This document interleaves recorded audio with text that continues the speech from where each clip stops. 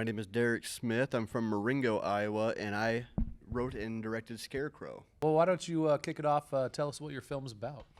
Scarecrow is about a professional fighter who accidentally kills a man in the ring, and he came from the Appalachians. You hear tales of the witchcraft and, all that kind of stuff out in the mountains, and after the fighter dies, he kind of goes into hiding because he gets threats on his life, and all these weird kind of ritualistic kind of cult things show up on his door, and he goes into hiding, and when he finally makes his appearance again, things start happening. What made you want to get into filmmaking then?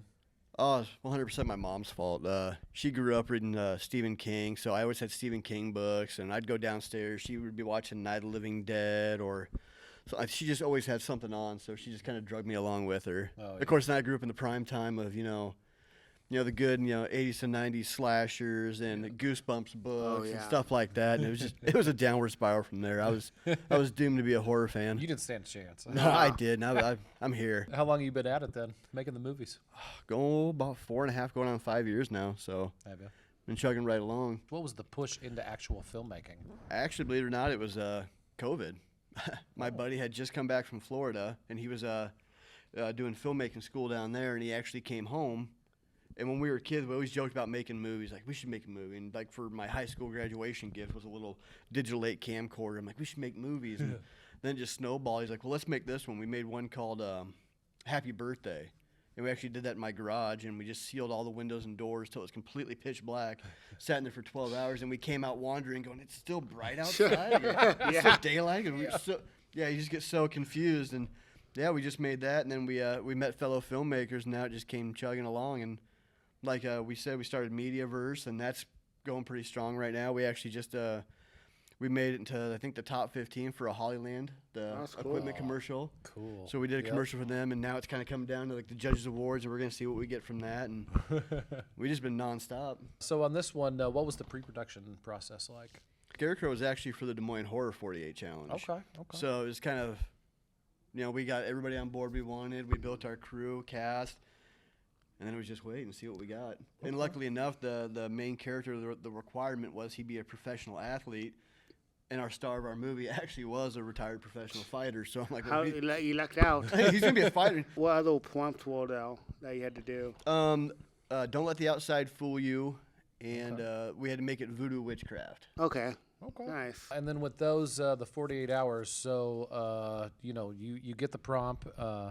On a Friday night or something? About 7 o'clock Friday. They'll build it up. They give you, you draw your categories. You get all wound up. You get all the requirements except they leave one. They leave one hanging.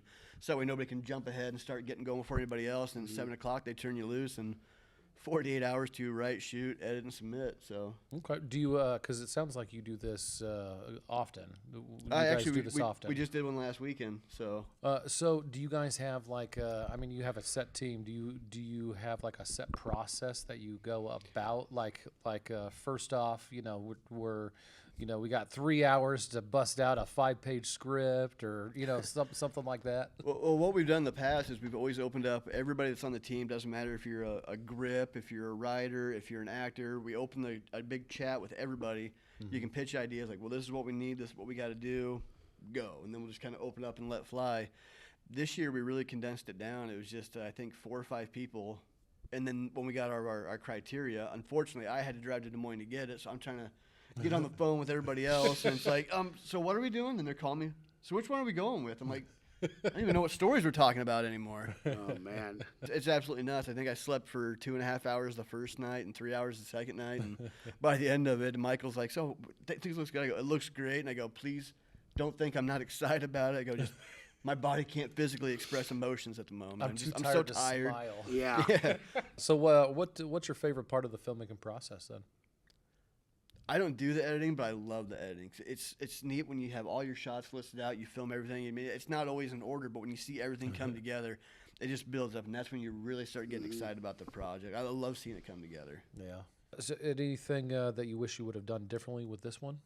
Yeah, there was a little shameless self-promotion. One of the Mediaverse logos got left in the background, and as we're editing through, we go through, I'm like, like, did nobody catch that before? Did we not see that before? And that's my only regret, because I don't want people to think that we're purposely putting it in there. It just happened to slip in. I'm like, What films and filmmakers inspire you? George Romero. George Romero's like my hero. I love everything he did. I actually got his glasses tattooed on my nice. forearm with the reflection of Night of the Living Dead and his Stay Scared signature That's underneath. tight. Nice. So yeah, and I got Dawn of the Dead on the above that.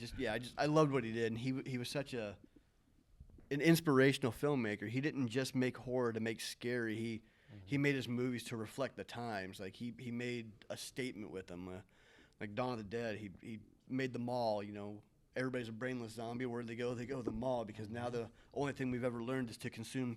And he just, I don't know.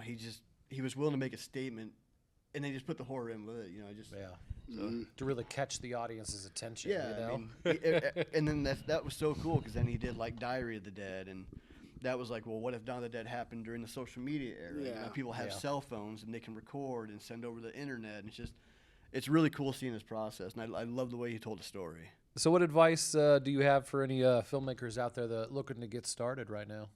I'd just grab a camera and start recording. I mean, it's as simple as that. It doesn't have to be you don't need an anamorphic lens and a $10,000 camera. I mean, iPhones right now record just about as good as anything else does. Yep. Just get out and start doing it. I mean, get in the community, get into the Iowa film community, and there's just so many people out there that are always willing to help you get started and keep moving. Yeah. It's a pretty strong community around here, so it's fun. Is there a way for people to get a hold of you or look into kind of what you guys are doing at the studio? Absolutely. We got the Mediaverse Studios website. I believe it's mediaversestudios.net, I think. Yeah, you can follow us in there. We got the YouTube channel, Mediaverse Studios. I got Hevioso Films. You can go see my stuff on there, and yeah, you can reach out and get a hold of us for whatever you need. Cool. Sounds good. Check out Sucks to Be Vegan. Yeah. Yeah, that was a fun one. Awesome. Well, thank you very much for sitting down with us. Well, thanks for having me on appreciate here. it. Yep. Yeah. Thanks.